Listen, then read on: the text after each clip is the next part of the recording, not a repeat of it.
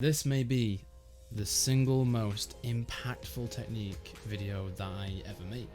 This technique seems to be so widespread and there's such a high skill ceiling that it feels like no matter if you're a beginner or you're one of the best players in the world, you can still work on how well you execute this technique, and it will always, every improvement will pay off into more units, more speed and better lines. This intro isn't going to be as long this time, but thank you very much for coming back to watch part 2 of the Surf Secrets series that I'm making here. So this series in general is going to cover as many techniques as possible to take you from either the beginner, intermediate surfer that you may be to as advanced as possible. Even these techniques may apply to some of the best surfers in an area where they might be lacking slightly. They can improve that area, but for the most part the best surfers are going to know pretty much everything in this series. However, if you're in that middle tier, this is going to take you from that middle tier to the top tier just by knowing this and implementing these techniques. So this technique, I'm sure a lot of people already have like a kind of an intuitive grasp of this, but I just want to drill down and really focus on the difference between a new surfer, intermediate and an advanced in this technique, because everybody should know. If I was to tell them, hey, this is what you should be doing, they're going to respond with, yeah, that's kind of obvious. But the thing is I see beginner surfers, I see intermediate surfers, and I see them like not executing this perfectly or very often at all. So again, there is no official term for any of the techniques that I'll be using, so I've just made my own terms up, and it's not like I've just made it up recently. This is a term that I've used for over 2 years now when I was trying to explain what I learned to my friends so that they could surf better. So this technique I refer to as overcatching or undercatching. So let's learn how to hit the perfect board. So again, if you've made it this far through the video, again, it's likely that you're the sort of person who wants to improve their surf.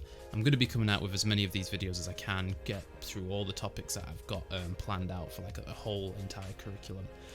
So if you want to see all of them as they come out, please subscribe. If you have any questions, because I'm not always the best person at explaining things, and in a video it's kind of hard to get the point across sometimes. So if you have any questions, join the Discord and you can message me directly or some of the other people and we can figure it out together. Okay, so the first question that needs to be answered is, what do I mean by under and overcatching? And this kind of means simply, it refers to the angle that we are approaching the ramp at as we board, as we fall down to it and board the ramp.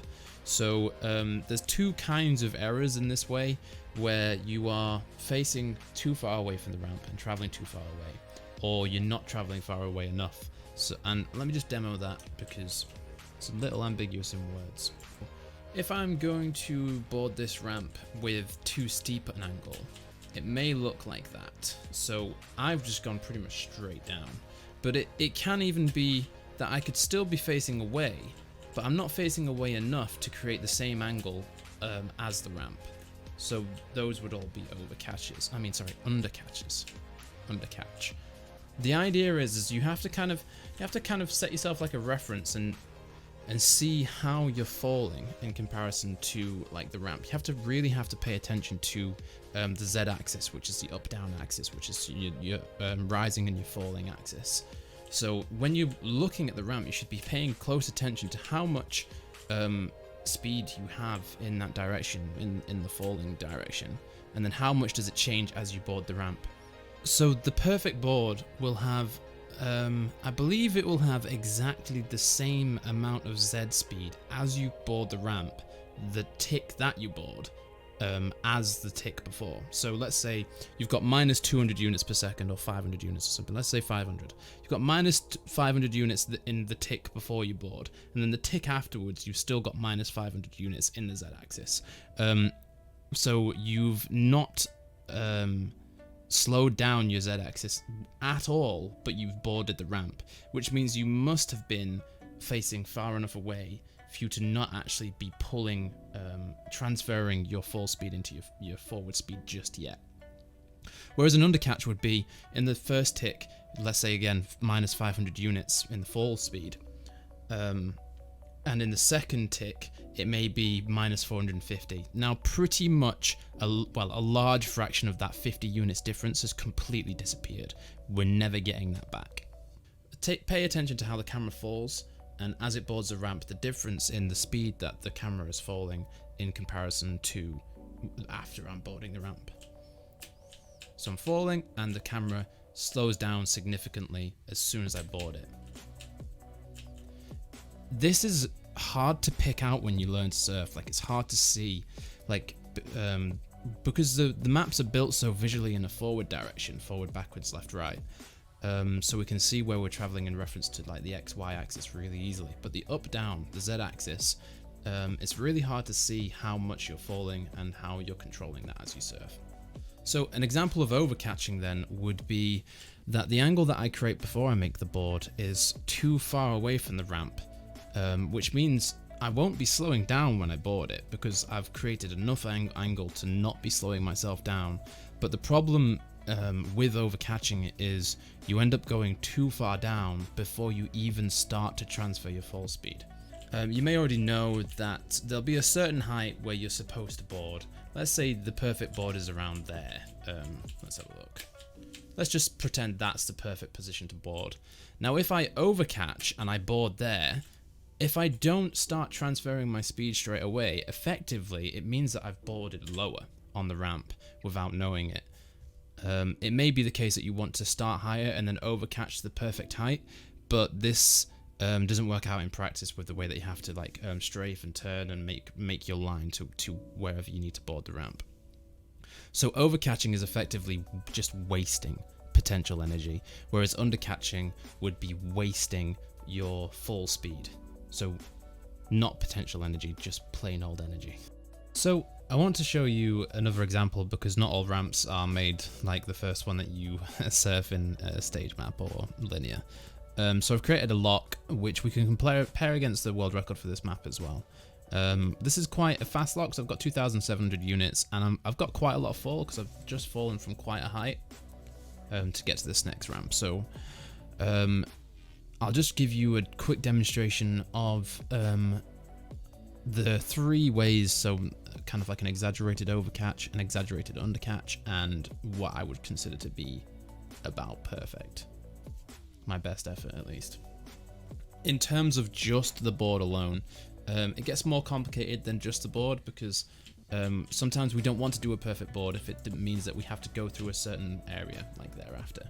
Depending on our path, like we might want to change the way that we board. The undercatch here then would of course be I didn't create enough sideways away speed. If I board on the left, then that means I'm not traveling far enough to the left when I board, and some of my fall speed has just completely bumped and disappeared as I board the ramp. An overcatch would be, again, going too far away. This is my best effort at showing you an overcatch, because this is not an easy angle to overcatch on, because I don't have a lot of ramp. So that's my best effort at an overcatch. And then the perfect board would be, you kind of end up having an eye for it. The neutral position, you kind of can see that as you line yourself up for it, you can see that the line that you're going to create is going to be about parallel with the line that's going to be surfed on the ramp. Most surfers who are smooth surfers will take neutral boards all the time. They won't purposefully undercatch or overcatch very often. So I just wanted to show you again the undercatch, the overcatch, and the neutral-ish board.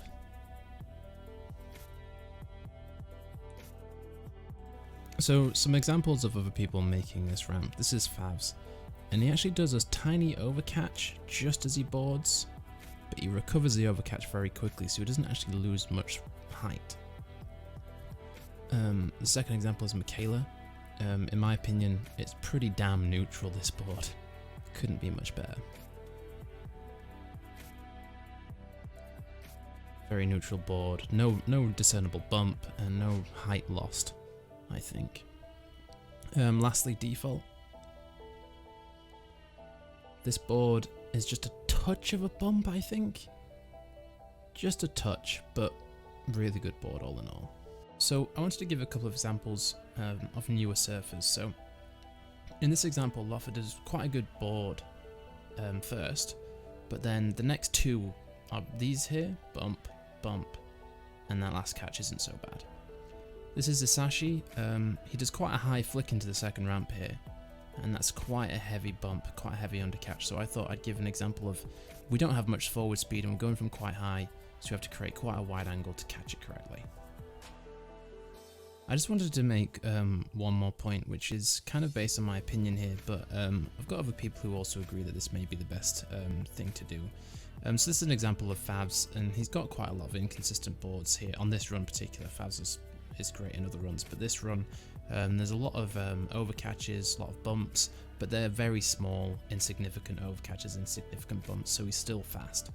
I just wanted to go over the idea that in general, I believe it's safer to overcatch and do a fast recovery than to do a bump, because if you overcatch with a fast recovery, you can still transfer that potential energy, as opposed to a bump where it pretty much all disappears straight away. It seems to be the more consistent thing to go quickly, to do overcatches on purpose, so I'd lean on the side of overcatching as your main failure. So the next question would be, how would you go about improving? And just like before, there's not really a lot of ways to improve something like this. I would just recommend taking your time with save locks just before individual ramps, and do multiple attempts at forcefully overcatching, forcefully undercatching, and just kind of feathering it in between, noticing the sort of units that you get coming out of it. So if you pick a ramp you're going towards, spend a while just doing nothing but overcatches, then spend a while doing nothing but undercatches, and then like neutral, and gradually over the time make your overcatches less exaggerated, make your undercatches less exaggerated, and you'll feather it towards the center, and just over time you'll pick up experience on how to make this happen quicker and easier, and you can always measure how fast you're going depending on the units that you come out with. This is something that takes a while sometimes to get used to. I remember some of my friends telling me how to do maps better. Like, so I'll say, oh, I'm struggling with this map, I can't really do this ramp. And he'd say, oh, it's just you're not really used to it yet. So it's just a case that if I just spend another few hundred attempts going through that ramp, I'm just going to get used to the way it is and the way to surf it properly. Now, there's one last thing that I want to address.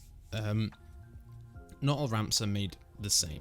There's lots of different angles that ramps come on, and I'm just focusing on the upwards or downwardsness, and Air Control is a great map to explain that, because you don't really see how the ramps are facing as you surf it, until if you looked at them on a side, then you can really see like the amount that they're descending. Like, that's a large descent, that's a very large descent, that's an ascent, this is quite a large descent, same with this one. So what I sometimes do to help me understand how much a ramp is pointing up and down, to have like a visual reference, is I use the paint key. I don't think every server lets you paint, but if there is a server that lets you paint like KSF, the bind for it is something like bind key and then plus paint, I believe. Yeah, so that's how I bind it in KSF. So what I would do is I'd pick a point, and I would no clip facing the ramp, and I'd just go sideways doing nothing but paint. So I know my cam actually covered that up, but as I went sideways, I was shooting the ramp with my paint, and now I can pick another point, do it again, I can do it on this one. Oh, that's the wrong key.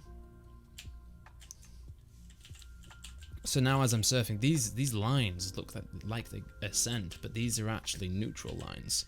So you can, once you have a reference of neutral, then you can judge how much you're falling in comparison to the ramp. So just to wrap up here then, I think the best way to improve this is to isolate it, go ramp by ramp, make a save lock before a ramp, and just go towards that ramp over and over again, doing undercatches and then overcatches, and then going feathering it until you get used to the neutral board.